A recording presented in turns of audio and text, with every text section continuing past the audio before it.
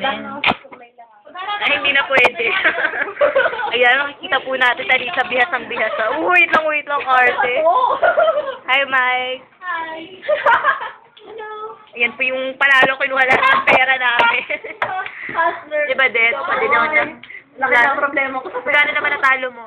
Sa 20 na yun. 20 plus. Magkano panalo mo? Wala pang 40 ata. Lahat nga ng pera namin. Ang nilabas ko 40, sa 40, siya 30. O, doon pa lang, nakailan ka na eh. Ikaw? Luloko na. Talo mo? Talo ko? Oo, talo mo.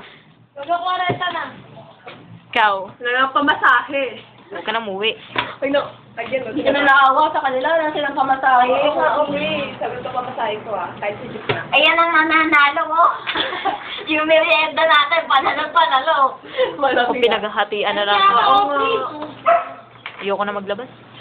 Ay, wala pa pala akong kuha. Kaya nga, papaalala ko nga sana sa'yo. Yan. Ayoko na siya sa'yo ko. Ay, ayoko na sa'yo ko. Abang-bongga. Okay, tama na yan. Magbababa. Si Aubrey yung dinato.